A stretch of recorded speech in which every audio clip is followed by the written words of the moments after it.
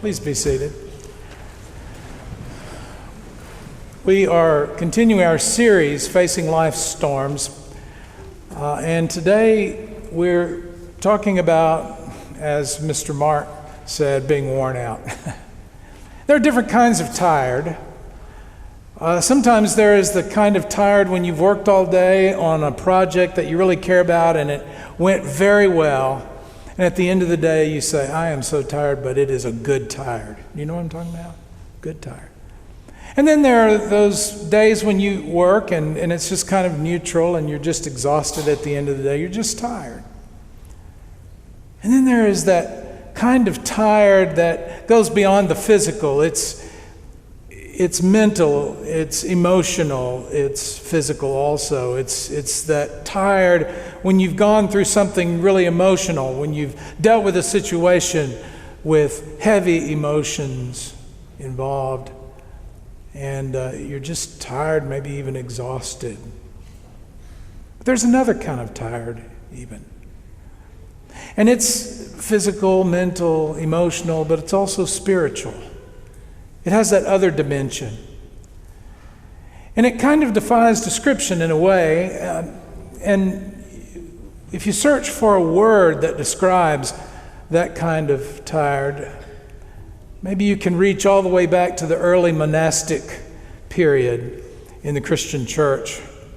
The early monks who lived in the desert and they did their work and their study and their prayer, often alone in the desert. And that word is acedia. Acedia. Kathleen Norris has written a book about acedia. She's a writer, and she thinks about that kind of exhaustion, that way of being worn out in her book. And she reaches back to describe it, and she takes this word from the early monastic period, and she says that it defies definition in a way. You look it up in the dictionary and you find words like apathy or listlessness or spiritual torpor. These are definitions you'll find for the word acedia, but it doesn't quite capture it. It's not depression. Sometimes people equate it with that. It's different than that.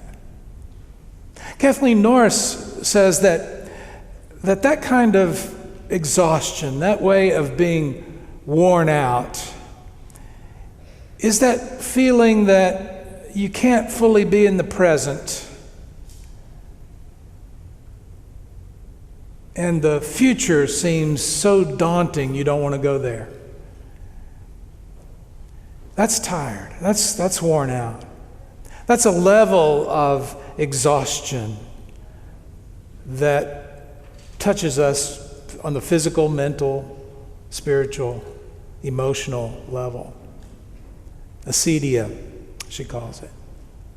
The early monks called it the noonday devil because when they were toiling at noonday doing their work or their study, it's at that time when it was difficult, they would find suddenly, to be in the moment, to be present, and the future just seemed relentlessly the same old thing day after day after day, and they couldn't face that either.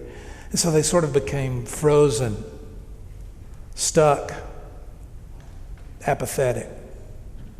Soren Kierkegaard, the theologian of the 19th century, perhaps described that in himself best in his work called Either Or. In that work he said, when he was in one of those periods in his life, I don't care for anything. I don't care for riding because that exercise is too violent. I don't care for walking because walking is too strenuous. I don't care for lying down because then I either have to continue lying and I don't care to do that, or I have to get up again and I don't care to do that. In summary, he said, I don't care at all. That gets very close to this kind of exhaustion. Kathleen Norris says in her book that this is a malady that is as old as the word, acedia, and as fresh as today. And it can come at us in all kinds of ways. We can feel so overwhelmed by the needs around us that we just withdraw. It's just exhausting to think about it. We can become overwhelmed with doing good, with doing lots of good things, and we can have that feeling that we're not making a difference. And we can become exhausted in that way. We can be in that place in our lives when it's hard to be present now, and the future just seems too difficult and daunting, as she describes it. So I think if you were searching for a word to describe what the people to whom Isaiah writes were experiencing, maybe that's a good word. Acedia. And Isaiah is really 3 books. 1st, 2nd, and 3rd Isaiah. Scholars call those sections of the Hebrew Scriptures book of Isaiah. The chapter that we heard from a moment ago is the first chapter in 2nd Isaiah. It's written to people who have experienced the worst. Their home is wrecked. Jerusalem lies in ruins. The temple is in ruins. The walls of the city have been torn down. They've been carried off in exile. It's hard for them to live in the present, and they can't imagine a future. So they're exhausted. They are worn out. And Isaiah writes to give them a new perspective. And I was thinking about that word perspective this week. It's a rich word. It's a word that we use all the time to talk about the way of seeing things. And we can use the word perspective when we mean to say the accurate perspective. You know, we'll say something like, you need to, or I need to, get perspective here. And so Isaiah writes to give them perspective. But there's that other definition of the word I was thinking about this week. I remember art classes when I was in middle school. I am not an artist. But I remember the classes, and I remember learning about perspective. And how when you have perspective in your painting or your drawing, then it looks almost three-dimensional. It has depth to it. But it's really difficult to maintain that perspective, and you have to maintain that perspective throughout. Otherwise, it just flattens out. If it's just wrong a little bit, it flattens it out. That seems to be a kind of parable for us, for those people to whom Isaiah wrote. Isaiah wrote to give perspective. And this perspective that Isaiah is bringing to them is the perspective that God is God and God is faithful. And they're not alone in this.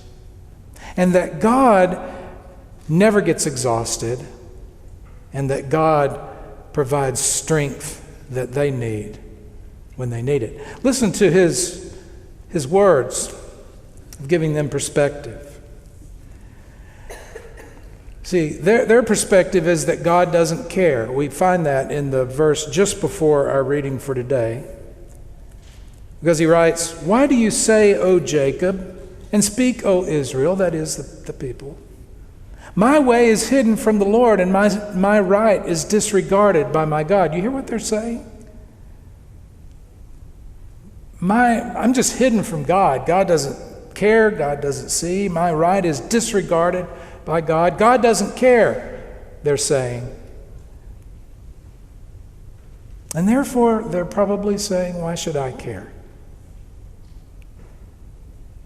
They're worn out. And he says this, "Have you not known? Have you not heard? The Lord is the everlasting God, the creator of the ends of the earth. He does not grow faint or grow weary. His understanding is unsearchable.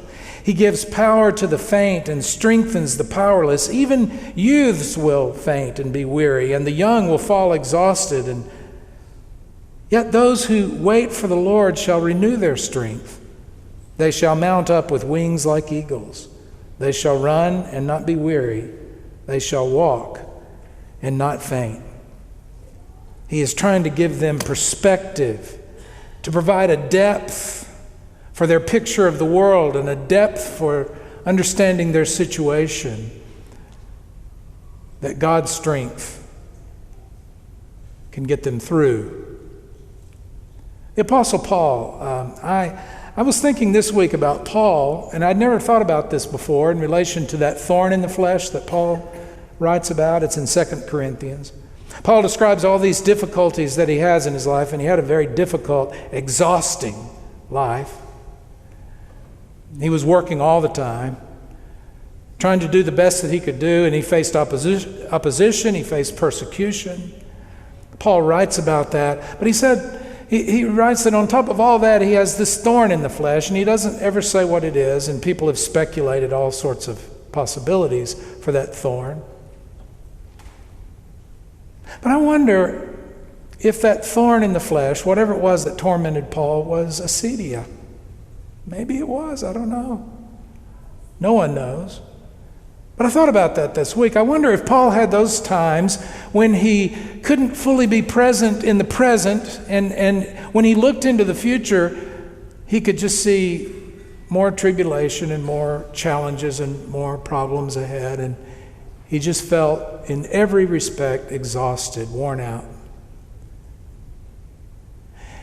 It was in those moments when he experienced this thorn in the flesh that Paul said he prayed repeatedly to the Lord that it would be removed from him.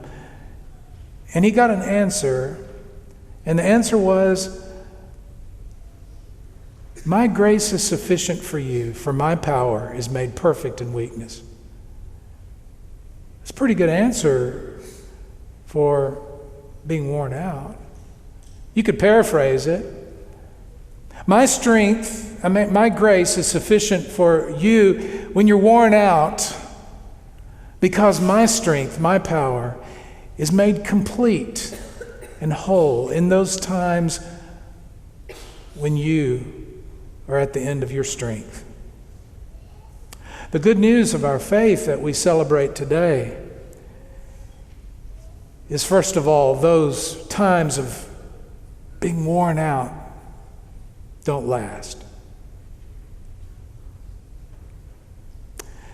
But more important, God's strength is available for us when we feel just spiritually worn out or spiritually dry. God is still with us, and God's strength comes through for us. There is a poem I want to close with. It was made into a hymn, written by a poet of the early part of the 20th century. At the age of 6, she was orphaned, and then when she was a teenager, she developed arthritis that was crippling. By the time she reached adulthood, she couldn't walk. She wanted to be a composer and a concert pianist, but her illness prevented that. She couldn't play the piano. So she became a poet. That was her outlet, and ultimately she understood it to be her calling. She wrote her poems on a typewriter using her knuckles to press the keys because eventually she could not open her hands. And she wrote these words that I share with you this morning. God gives more grace as our burdens grow greater. God sends more strength as our labors increase. To added afflictions, God adds great mercy. To multiplied trials, God multiplies peace. When we have exhausted our store of endurance, when our strength has failed ere the day is half done, when we reach the end of our hoarded resources, our great God's full giving is only begun. God's love has no limits. God's grace has no measure. God's power no boundary known to women or men. For out of God's infinite riches in Jesus, God gives and gives and gives again. Let's bow for prayer. The prayer that I am praying this morning was written by my friend Carl Travis. Carl was the pastor at First Presbyterian Church, as most of you know, and he prayed this prayer nearly 5 years ago at the Day Resource Center breakfast. Holy God, it's an up-down world. You, up in heaven, us down here climbing toward you. We're convinced that this is the way things are, so we build it into our brains, assemble it into our understanding, and embed it in our language. We climb up the economic ladder. We pull ourselves up by our bootstraps. We look up to some people and down upon others. Presidents are surely more valuable than paupers. CEOs are certainly higher than custodians, right? But God, what if we have assigned you the wrong address? What if there is no need to climb toward you because you're not up at all? Not up, but beside us, next to us, nose to nose with us.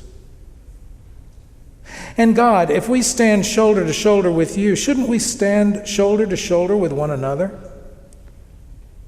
Holy God, sharpen our senses, focus our thoughts, challenge our up-down assumptions. Then knock us sideways, shift our gaze 90 degrees so that we see not up and down but left and right, so we see our shared circumstance and common context with others. Then God, shine upon us in 1,000 shades of grace.